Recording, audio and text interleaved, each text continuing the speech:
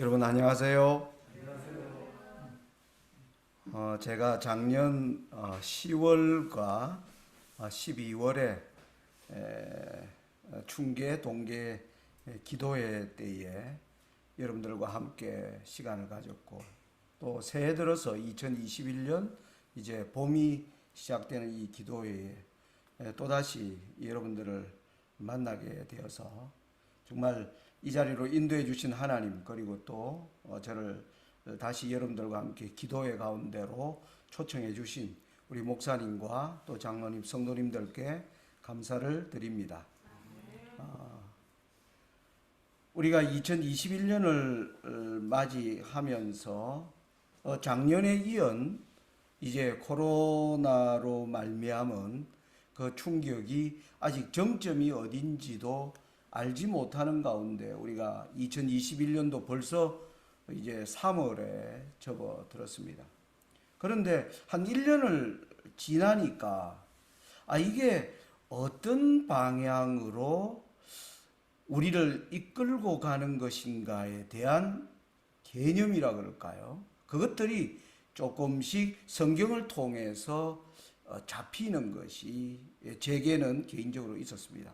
그래서 우리 목사님으로부터 또 3월에 여러분들 기도회에 다시 저를 이렇게 불러주신다는 그 말씀을 들었을 때 한편 또 기쁘기도 하고, 어떤 말씀으로 이걸 이제 여러분들과 함께 이 시간을 이루어야 될까라고 하는 또 큰 부담감도 생겼는데, 지난 1년 동안 진행되어 오면서 이 하나님께서 제게 깨닫게 해주신 것을 여러분들과 함께 나누면 좋겠다라는 그런 기도를 하면서 그런 생각을 하나님께서 그렇게 진행하라고 제게 말씀 주시는 것을 생각하게 되었습니다. 마침 또 여러분들이 제목도 이제 정해 주셨는데요.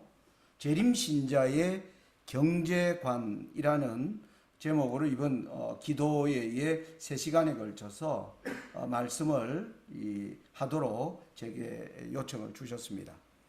이 경제관, 그러니까 지금 우리에게 다가오는 세상 사람들이 코로나를 오면서 지금 가장 걱정하는 것이 뭐냐면은 삶의 세상이 어떻게 바뀌고 이런 것에 대해서도 사람들이 깊이 관심을 가지만은 그 생각보다 당장 우리 가족이 내가 어떻게 먹고 살아야 되나 하는 이런 문제가 더 실질적으로 다가오기 때문에, 교회 내에서도 이제 이 이후에 세계에 관하여 세계가 지금 모든 산업들이 지금 스탑돼 버렸고, 그런 가운데서 과연 이 경제가 제대로 가겠는가. 그리고 성경이 말하고 있는 계시록 18장에는 부의 몰락도 성경이 말하고 있고, 그러니까 그런 것에 사람들이 많은 지금 관심을 가지고 있는 것 같습니다.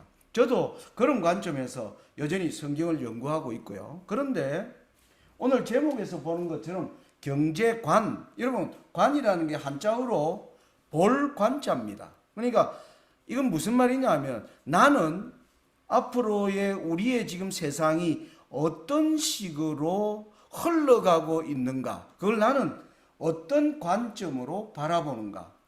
영어로 얘기하면 그걸 패러다임이라고 그럽니다. 패러다임, 사물을 보는 관점입니다. 그래서 이번 3시간은 그러한 우리 시대에 지금 주어져 있는 이 문제가 어디서부터 비롯되었고, 이것이 결국은 어떠한 흐름으로 이어질 것인가를 성경을 통해서 우리가 추적해 들어가는 그러한 시간으로 저는 여러분들과 함께 이번 기도의 주제의 내용들을 그렇게 이끌어 가려고 생각하고 있습니다.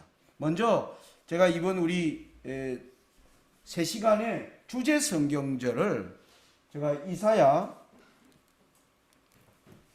43장 8절로 10절을 제가 주제 성경절로 정했습니다. 여러분들 글이 저 화면이 좀 그래서 잘 보이시나요? 보이지 않으신 분은 성경을 보시고요. 한번 같이 천천히 박자를 맞추어서 한번 읽어 보겠습니다. 이사야 43장 8절로 10절의 말씀입니다. 시작. 눈이 있어도 소경이며 귀가 있어도 기머거리인 백성들을 데리고 나오라. 모든 민족들을 함께 모이게 하고 백성들을 집결하게 할지니 누가 그들 가운데서 이것을 선포하며 이런 일들을 우리에게 보이겠느냐. 그들로 그들의 정인들을 내세워 자기들의 옳음을 정긋게 하여 듣는 자들로 그것이 사실이라고 말하게 하라. 주가 말하노라. 너희는 나의 정인이요 내가 택한 나의 종이니 이는 너희가 나를 알고 나를 믿고 내가 그인 것을 알게 하려는 것이라. 여러분, 이 이사야 43장 8절로부터 10절의 말씀이 이게 무슨 뜻인가 아마 읽으시면서 아마 여러분의 마음속에 그런 생각이 들면서 아마 이 성경절을 읽었으리라 생각이 됩니다. 그렇게 잘 알려져 있는 성경절이 아닙니다.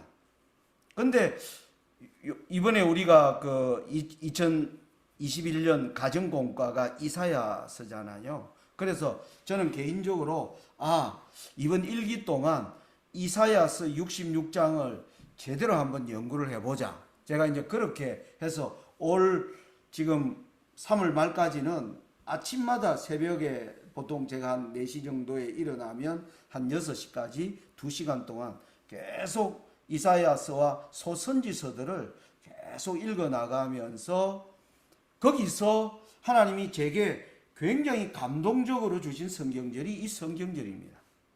이게 무슨 뜻이냐면 이런 의미가 있어요. 하나님께서 각 시대마다 택한 주의 백성들이 있습니다. 그래서 그 백성들은 하나님의 정인이요 하나님의 말씀을 세상 사람들에게 알려줘야 할 그 책임을 감당하도록 하나님께서 한 백성을 부르시는 것입니다. 우리 SDA 교회는 바로 그런 의미에서 이 세상 마지막 때에 세상에 일어날 모든 일들과 앞으로 세상이 어떠한 길들을 걸어갈 것인지에 대한 그 모든 프레임을 하나님 우리 제7난식 예수재림교회의 엘렌 지 화이트를 통하여 보여주셨고 우리는 그것을 잘 가다듬어서 우리 시대에 일어나는 변화들을 지금 사람들에게 설명해 주도록 하나님이 저와 여러분을 부른 것입니다. 그래서 그 설명을 들은 사람들이 그래 네 말 들어보니까 그게 사실이구나 그렇게 말할 수 있도록 하라. 하나님이 그렇게. 그런데 우리의 상태가 어떻게 되어버렸냐면 눈이 있어도 소경이며 귀가 있어도 기머거린 상태에 빠지게 되어버린 거예요.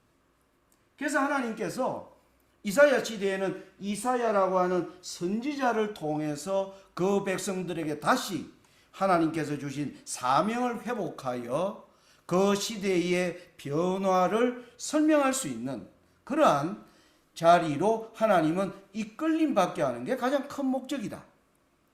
코로나가 오면서 많은 사람들이 관심사가 이 코로나에서 나는 어떻게 살아남아야 하는가. 이것도 중요한 주제 맞습니다.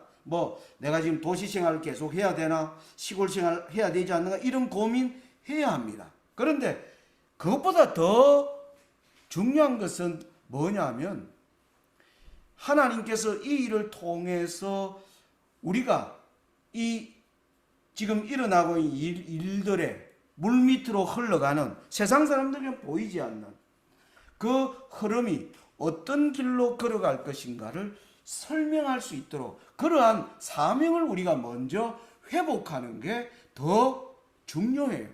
그 사명을 회복하려고 할 때 더불어 하나님께서 우리에게 가장 좋은 환경 또 하나님과의 교제를 위한 더욱더 훌륭한 자리로 하나님께서 이끌어 주신다고 생각을 합니다.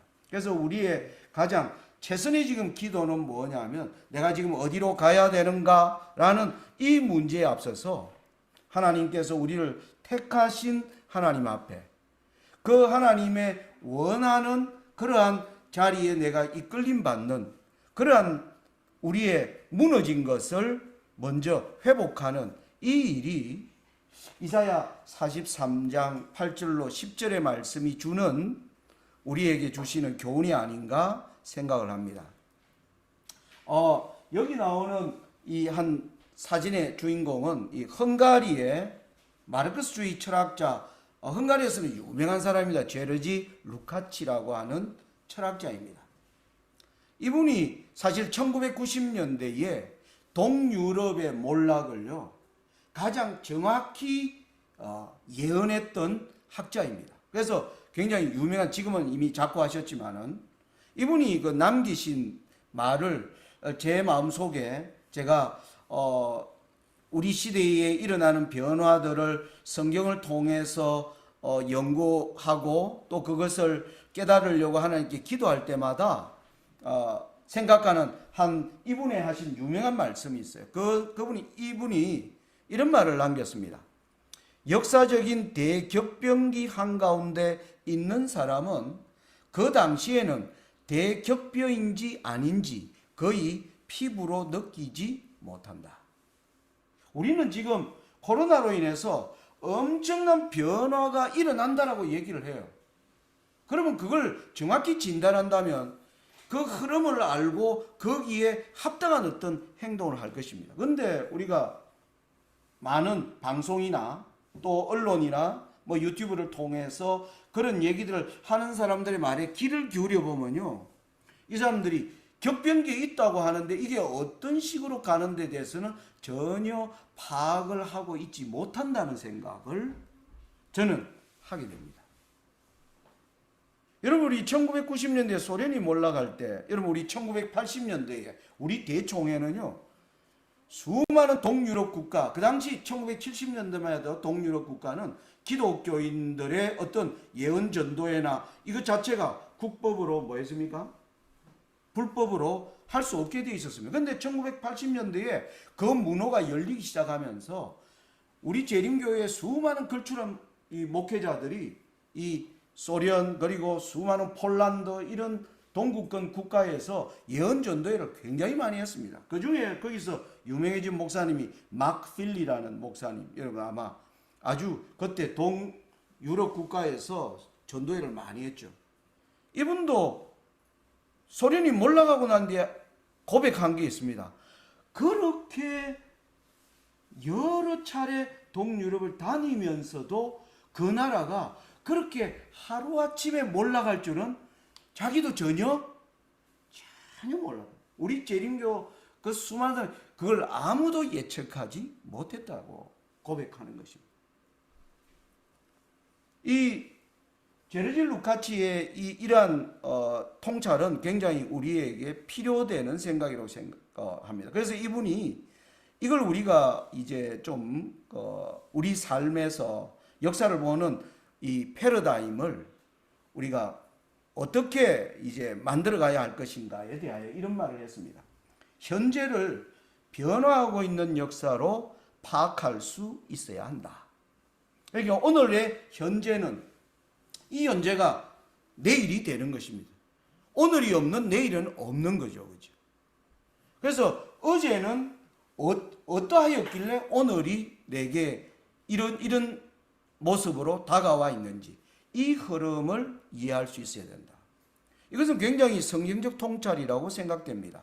하나님께서 시대의 선지자를 각 시대마다 하나님이 선지자를 세우신 것은 바로 그 목적입니다.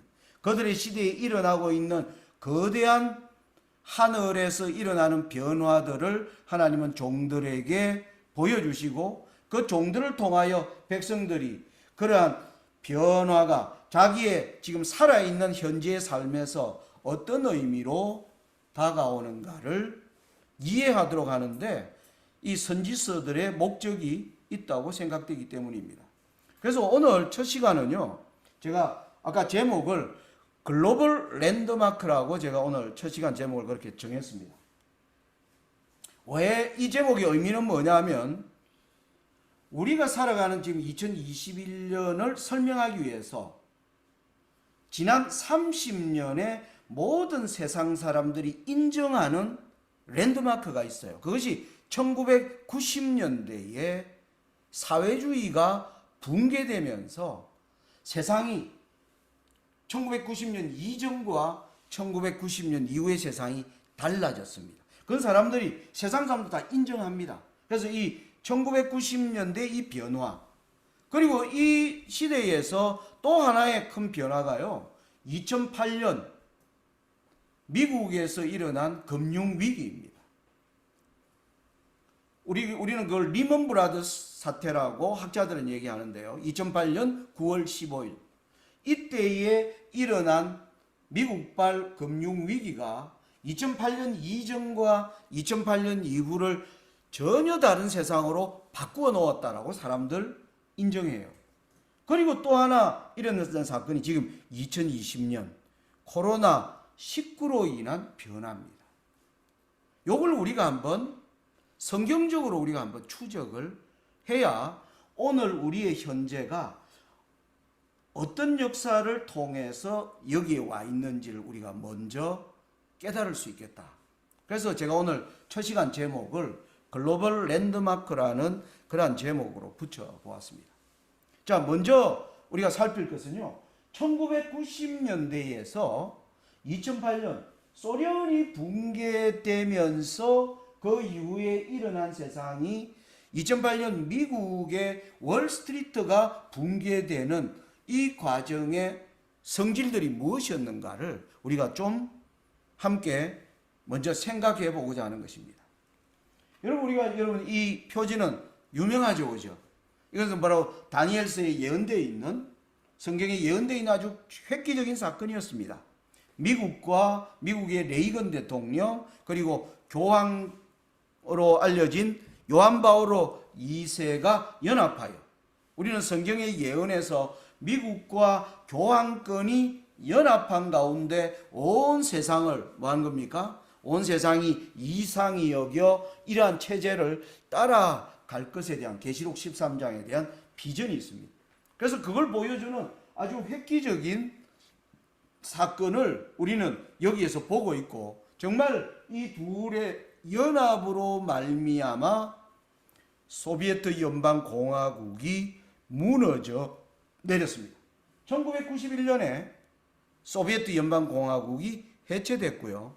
소련은 그 뒤에 소비에트 연방공화국은 해체됐지만은 이제 소련은 사라졌고 다시 러시아가 되었습니다. 이 러시아가 가진 자존심을 최대한 회복하려고 모든 노력을 기울였지만 98년에 러시아는 모라토리움, 국가 부도를 선언하면서 완전한 사회주의 실패를 자인하게 되는 이 역사가 1990년대에 일어난 것입니다. 여러분, 이게 되자 세상이 뭐로 바뀌었느냐 하면은 G1 체제로 바뀌었어요. 그 이전에는 여러분 세상은 두 조각이었습니다. 한쪽은 미국과 서유럽이 주도하는 자본주의, 또 한쪽은 뭡니까? 러시아와 동유럽이 주도하는 사회주의. 이 두 체제가 이제 한 축이 무너짐으로 말미암아 미국이 주도하는 체제로 재편된 겁니다.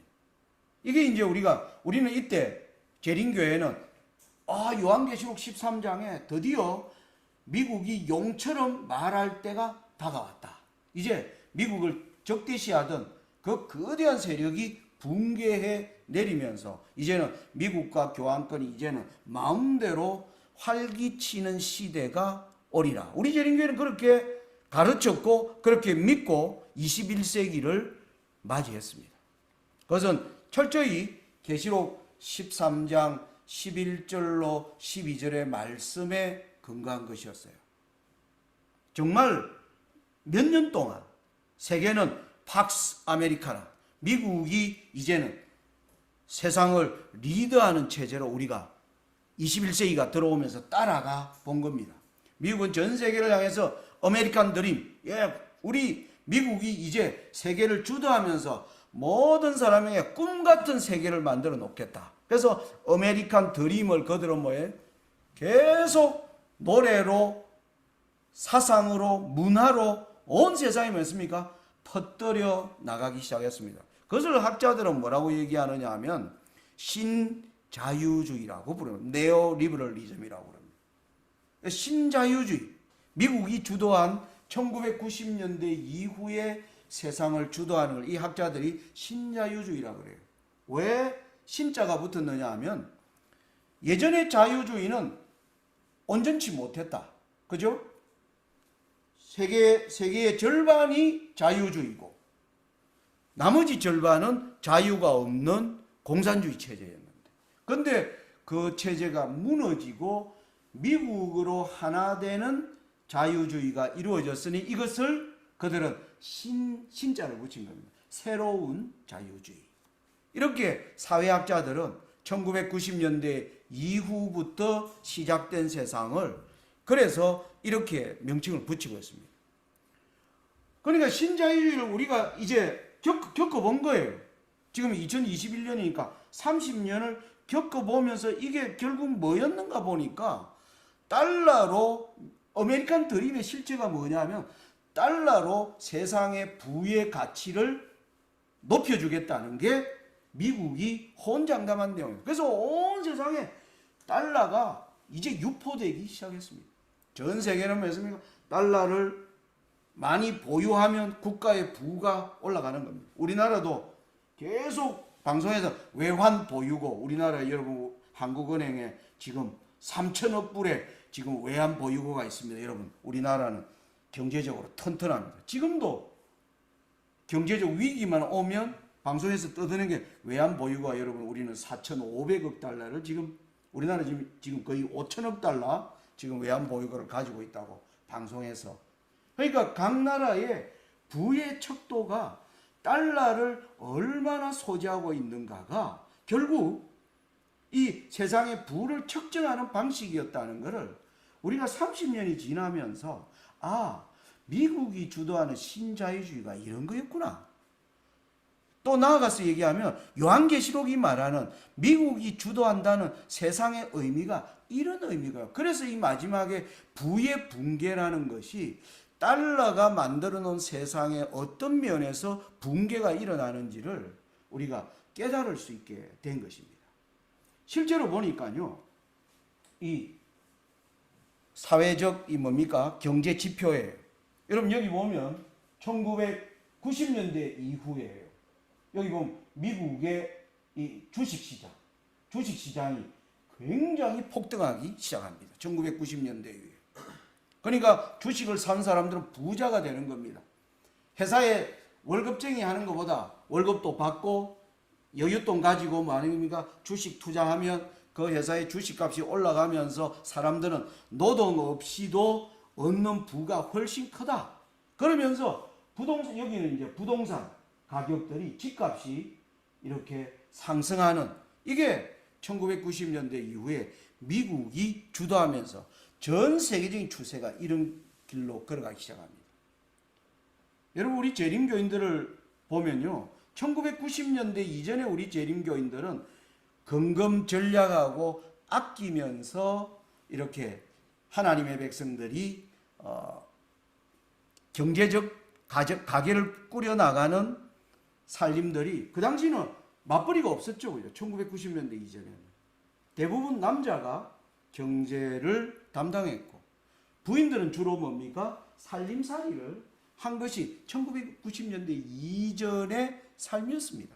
그런데 90년대 이후가 올라가면서 뭐였습니까?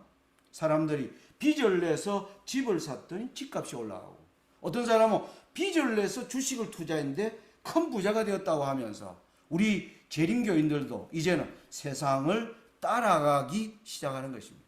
그래서 지금 대부분 이 재림교인들의 삶을 가만히 들여다보면요, 많은 분들이 그들의 주거지, 그들의 재산 형성, 이런 것들이 열심히 노동해서 벌어서 부자 되는 것보다 노동 없이 머리를 잘 써서 투자를 잘해서 돈 버는 사람들이 교회의 요직을 차지하고 있는 현상들은 재림교회도 바깥 세상과 다르지 않는 모습을 보여주는 겁니다.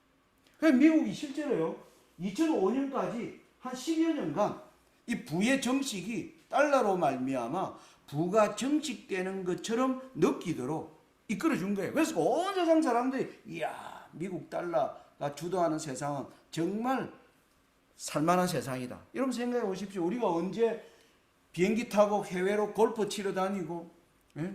비행기 타고 아이들 뭡니까 해외 유학 보내고 언제 그런 적이 있었어요? 이런 세상이 온 것입니다.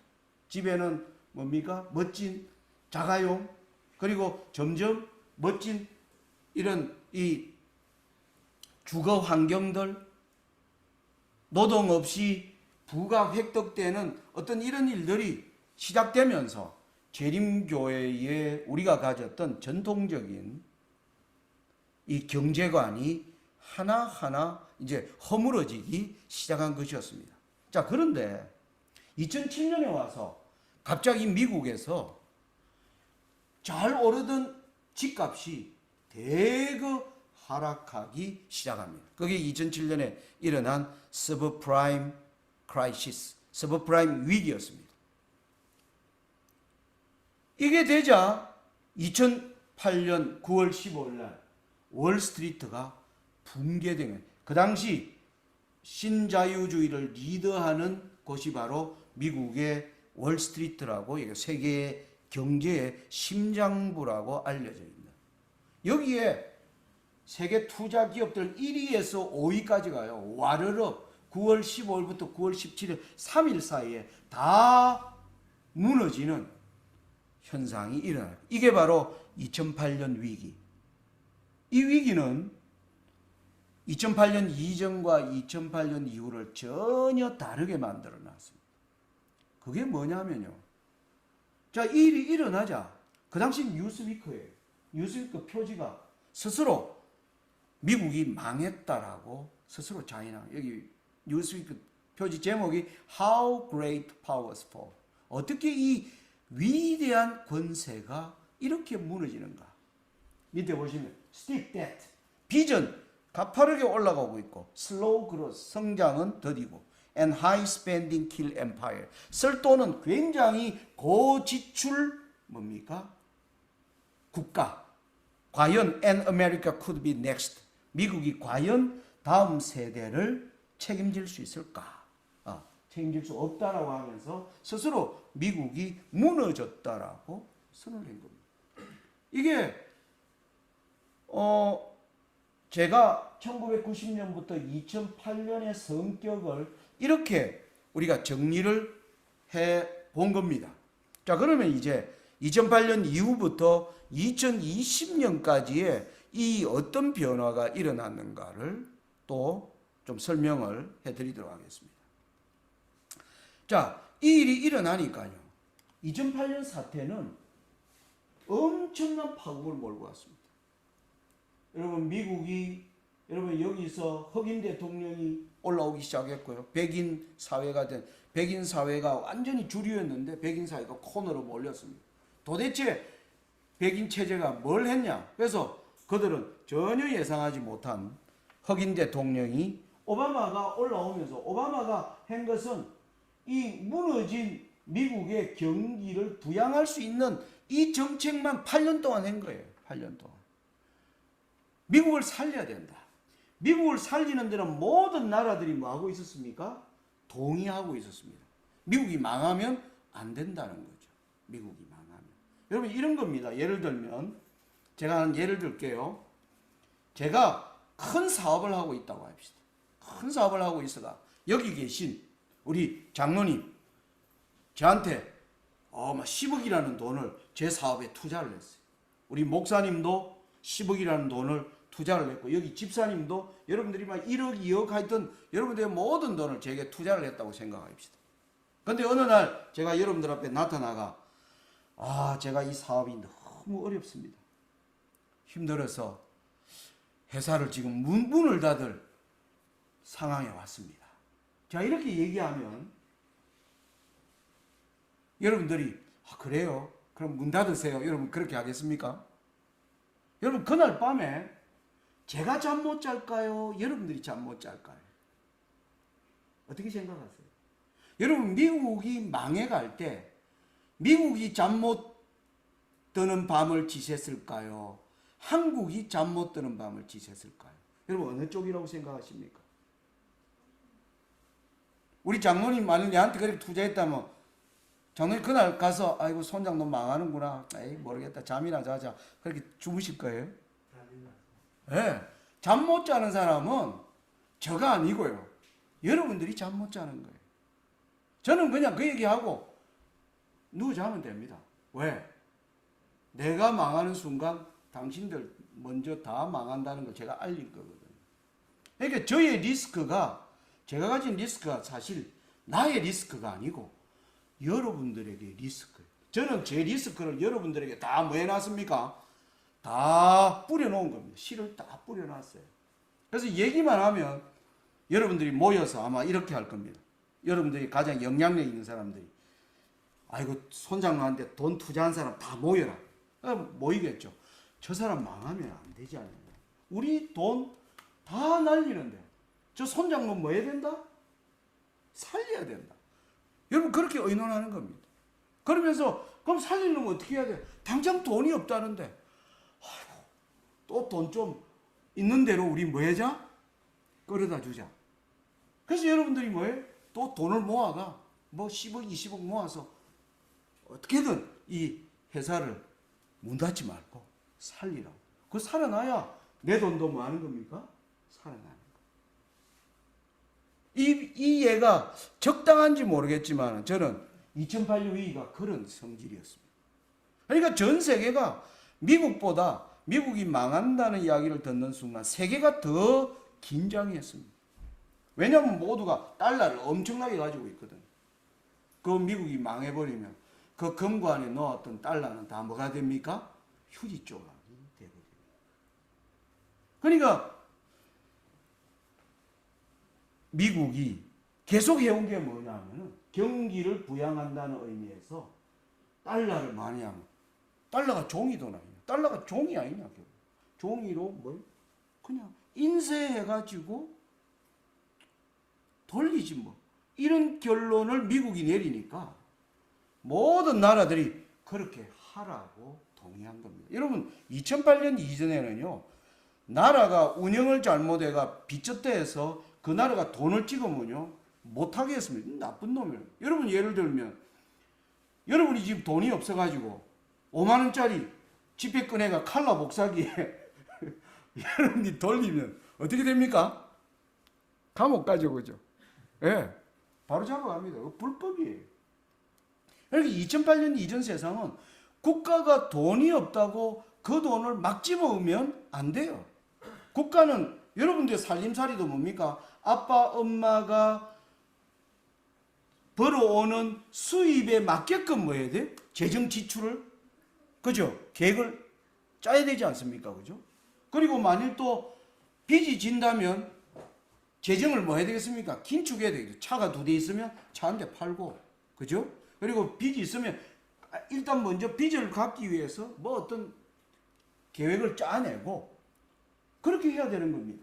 그러니까 국가가 서는 돈은 뭡니까? 국민들의 세금입니다. 그죠? 세금을 잘 거두어서 그 세금을 가지고 재정 지출 계획을 잘 해나가야지. 국가가 돈이 없다고 돈을 그냥 프린터기로 돌리면 안 되는 거예요. 그런데 미국이 이 일을 세계를 향해서 우리가 돈이 없는데 달러를 좀 찍어서도 되겠냐 했더니 온 세계가 그렇게 하라고 이구동성으로 해줘서 여러분 2008년부터 미국 빚이 완전히 수직 상승하는 이유가 거기에서 생겨난 것입니다. 이걸 뭐라고 그러냐면 QE라고 불러요. 영어로 Quantitative Easing. 그러니까 돈의 양을 늘린다라는 뜻인데 그걸 정확하게 표현하면 무제한 돈을 그냥 돈은 종이 아니냐 그냥 막 뿌려대는 것을 나타냅니다. 이걸 QE 정책이라고 합니다. 오바마가 한 게 이 정책을 한 겁니다. 왜 학자들이 얘기했어요. 오바마 5년 동안에 미국 빚이 10조 여기 1000이죠. 100만이죠. 그 다음에 10억이죠. 그러니까 조 단위예요. 10조 7천억 달러를 오바마 5년 동안, 오바마 이전에 워싱턴부터 조지 부시까지 42대 대통령이 오를 때까지만 해도 미국 빚이 6조 3천억 달러였는데 오바마 5년 동안에 10조 7천억 달러의 빚을 만들어 냈다. 그게 뭐냐 하면 돈이 종이 아니냐. 이걸 어떤 사람들은 헬리콥터로 돈을 뿌리는 것과 같다. 그래서 돈을요, 막 인쇄해가지고 뿌려대기 시작한 겁니다. 이게 2008년 미국발 금융위기가 오면서 2020년까지 미국이 해왔던 가장 핵심적인 경제회복 정책이 바로 이거였습니다. 그게 요 도표가 바로 이 A가 예를 들면 저라고 한다면 여기 B가 우리 교회 장로님, 교회 집사님 이런 분들이 전부 뭐 하는 겁니까? A라고 하는 사업가에게 돈을 뭐 하는 겁니까? 다 투자하고 있는데 이 사업가가 무너진다고 할 때 이 투자자들이 함께 몰락할 수밖에 없는 이 시스템을 미국이 만드는, 그게 우리가 지나서 보니까 이 신자유주의가 아메리칸 드림이 아니고요.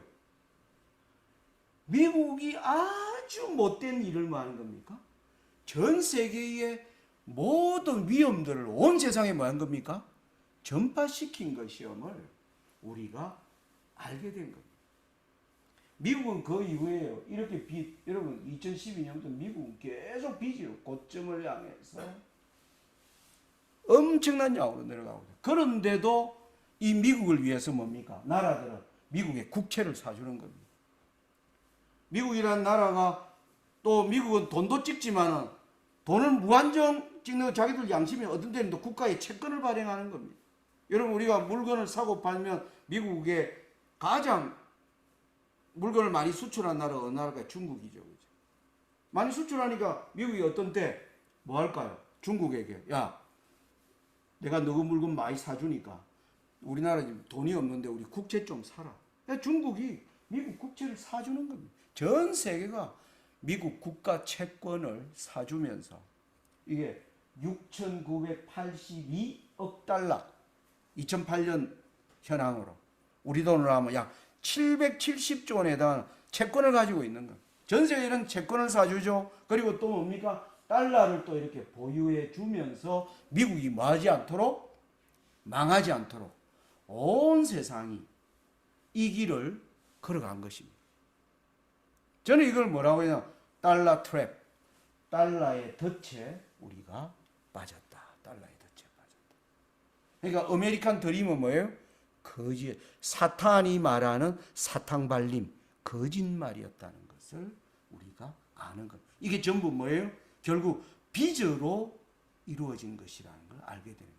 오늘날 많은 사람들도요, 옛날 집값 오른다 이래가 했는데 보니까 뭐예요? 지금 전부 빚더미에 나앉아 있는 것을 사람들이 깨닫기 시작하는 거예요. 이런 와중에 코로나가 터진 거예요. 코로나가 터지니까 트럼프는 뭐 했습니까? 작년에 2조 2천억 달러를 또 뭡니까? 또 인쇄가 뿌려댔습니다. 우리나라로 돈으로 하면 약 2,500조 원을 뿌린 거예요. 미연준 다시 무제한 달러 찍어내기를 시작한 겁니다. 이제 미국이 이렇게 하니까 2020년에 미국만 하는 게 아니라 전 세계가 이제 돈을 찍어내는 거예요.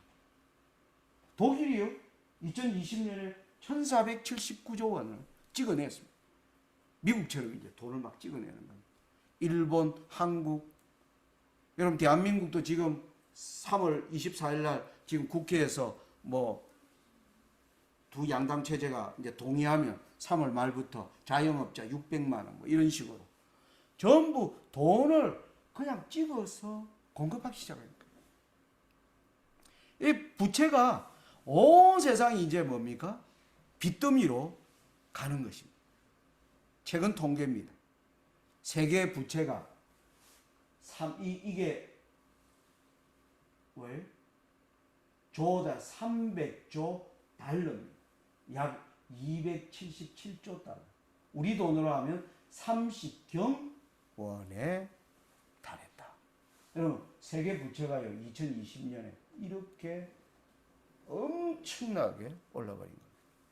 이게 이제 우리가 코로나로 말미암아 미국이 온 세상에, 미국의 아메리칸 드림이라는 게, 미국이 주도하는 신자유주의라는 게 결국 온 세상을 빚더미에 가두는 것이었음을 우리가 볼 수가 있게 된 것이에요.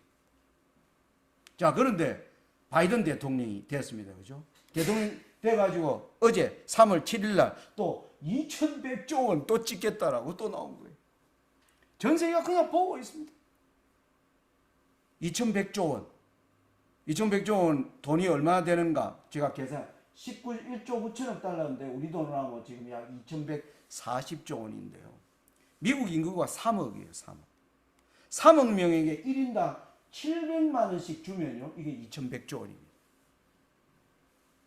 그러니까 4인 가족이라면 2800만 원을 뭡니까? 그냥 주는 겁니다. 미국이.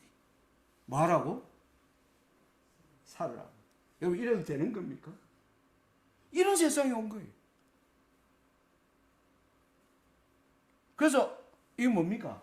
풍선이 뭐가 바늘만 탁 찔러도 이제는 이제 폭발할 수밖에 없는 세상이 집돼버린 거예요. 과연 이런데도 안전할까?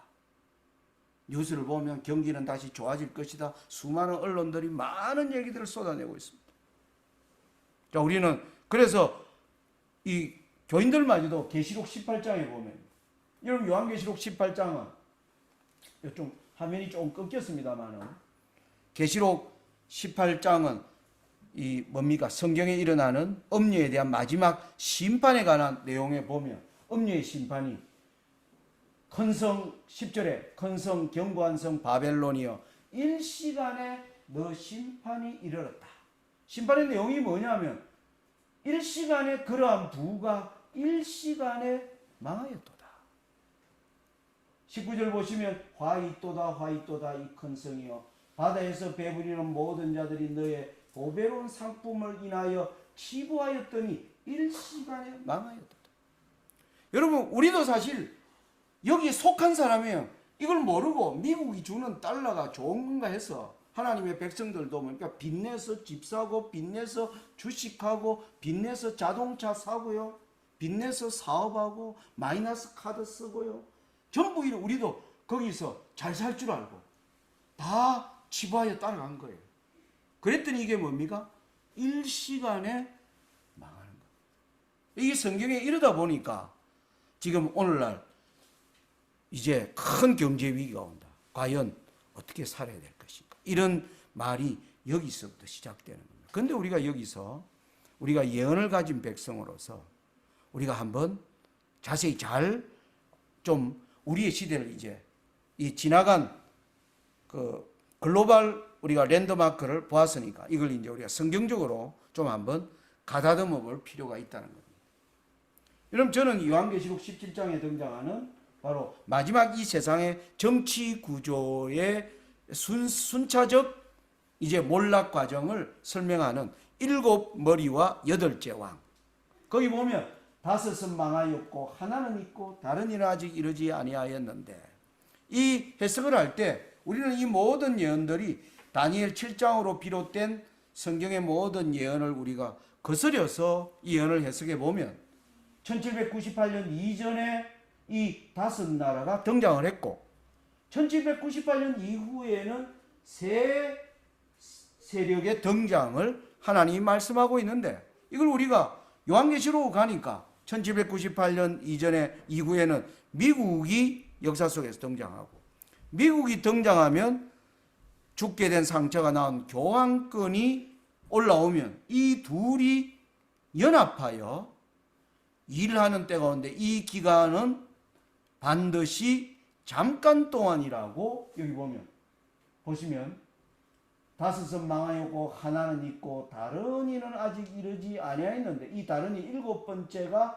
이르면 반드시 잠깐 동안 계속합니다. 이 잠깐 동안이 지나면 뭡니까? 8째가 올라오고 8째가 올라오면 뭡니까? 멸망으로 들어간다는 게 계시록 17장이 보여주는 예언적 그림이에요. 근데 우리는 지금 어느 때에 살고 있느냐? 미국과 교환권이 이미 활동한 1990년대 소련을 무너뜨리고 활동한 때 우리가 이 반드시 잠깐 동안이란 시간 속에 지금 우리는 살고 있는 것입니다. 현재. 그런데 이 시간 속에서 코로나19가 온 거예요. 코로나19가. 그러면 이 변화는 성경적으로 뭘 얘기하려고 하는가? 이걸 우리가 성경으로 이제 추적할 필요가 있는 것입니다. 여러분, 이 성경절을 좀 여러분들 이 스바냐 3장 8절 한번 읽어보겠습니다. 같이 읽어주십시오. 시작.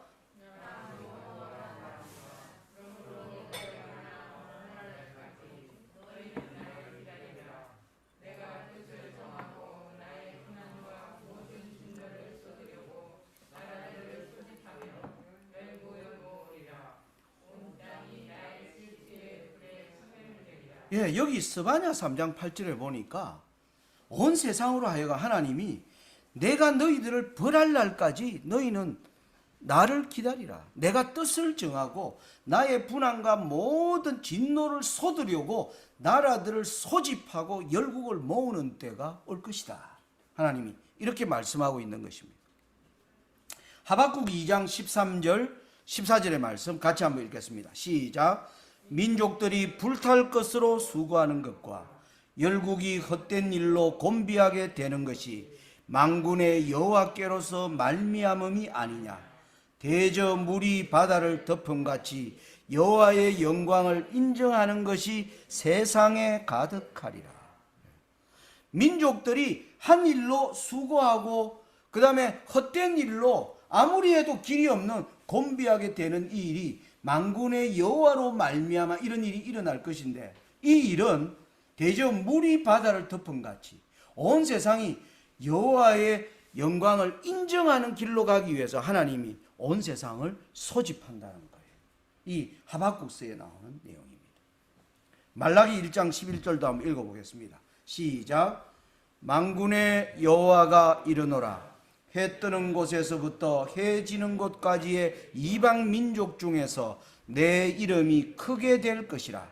각처에서 내 이름을 위하여 분향하며 깨끗한 제물을 드리리니 이는 내 이름이 이방 민족 중에서 크게 될 것임이니라.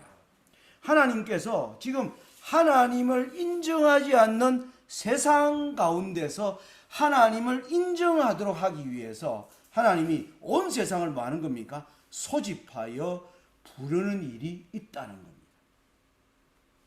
이건 유명한 내용입니다. 이사야 26장 9절입니다. 시작.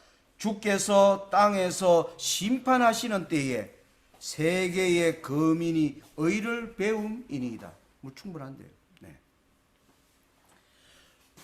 여러분, 이 마지막 재앙들은요, 온 세상이 하나님의 주시고자 하시는 그 사건에 온 세상이 초점을 가지고 모여들도록 하는데 중요한 목적이 있습니다. 그 목적이 뭐냐 하면은 그걸 통하여 온 땅이 뭘 배우느냐 하면 하나님의 공의를 배우게 된다는 것입니다. 자, 그러면 오늘 우리가 살아가는 이 세상을 좀 더 구체적으로 좀 그려보면 이렇습니다.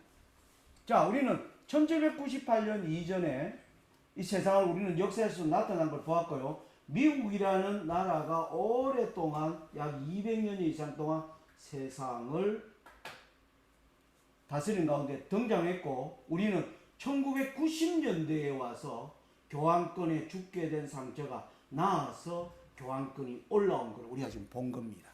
우리가 지금 요 기간에 살고 있는 기간이에요. 그래서 요 기간을 성경은 반드시 잠깐 동안이라고 표현하고 있는 겁니다. 이 잠깐 동안 일어나는 이 일을 기록한 것이 뭐냐면 다니엘 11장 40절부터 44절의 내용이에요. 이 잠깐 동안에 북방왕이 남방왕을 무너뜨리고 영화로운 땅으로 들어가고 애굽을 자기 손에 놓고 리비아와 구스 사람이 그의 종으로 만드는 이 일들이 일어나는 가운데 동북에서부터 44절에 보면 동북에서부터 소문이 들리게 되면서 그가 번민하며 분노하여 일어나는 이 일이 되면 여덟째가 일어나는 겁니다. 여덟째가. 그래서 우리는 지금 굉장히 반드시 잠깐 동안의 끝에 우리가 살고 있어요. 다니엘 11장 40절 이후를 연구를 해보면 그 가운데 지금 코로나가 가져올 거대한 변화를 우리가 이해해야 된다라는 것입니다. 역사의 이 흐름 속에서 여러분 이 아모스 3장 5절과 6절에는 이런 말이 있습니다. 새를 잡는 덫이 없는 곳에서 새가 올무에 걸려 땅에 떨어질 수 있겠느냐? 사람이 아무것도 잡지 못하였는데 덫을 땅에서 집어 올리겠느냐? 도시에서 나팔을 부는데 백성이 두려워하지 아니하겠느냐? 주가 행하지 아니하였는데 도시에 재앙이 있겠느냐?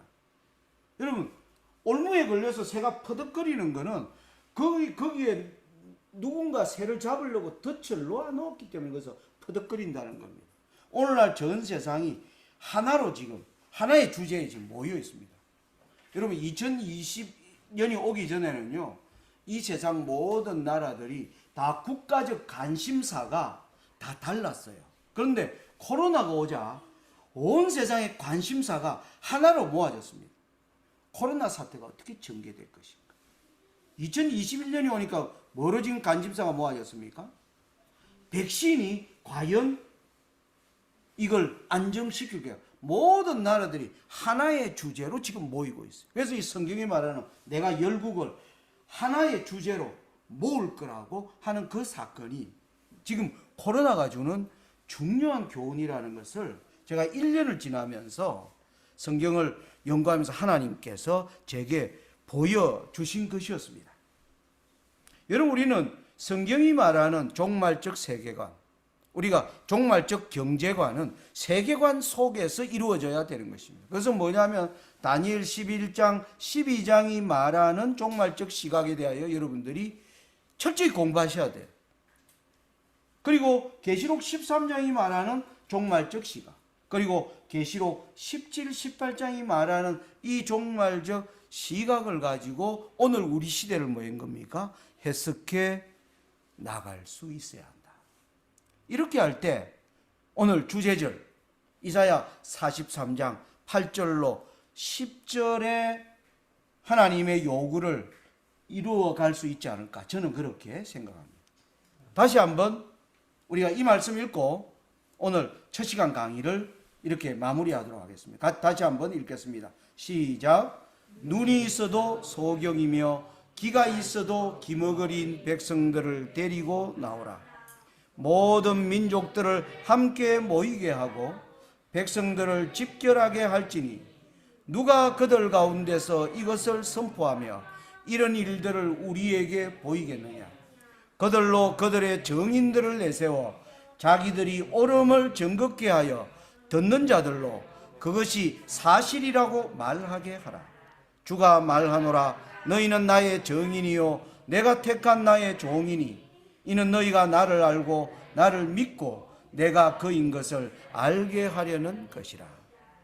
이번에 우리가 짧은 시간에 공부하는 이 내용들이 쉬운 내용은 아닙니다만은 우리는 지금 유튜브로 이 모든 것을 또 녹화를 하고 있기 때문에 여러분들이 또 뒤에 반복해서 좀 들으시고 또 여러분들이 시간을 내서 예언의 말씀을 연구함으로 말미암아 이 시대에 대한 의미들을 우리가 먼저 이해하고 그것을 내가 거기에서 보여주는 방향을 따라 우리의 남은 삶의 계획들을 이루어 나가야 우리는 뭡니까? 실패하지 않는 것입니다.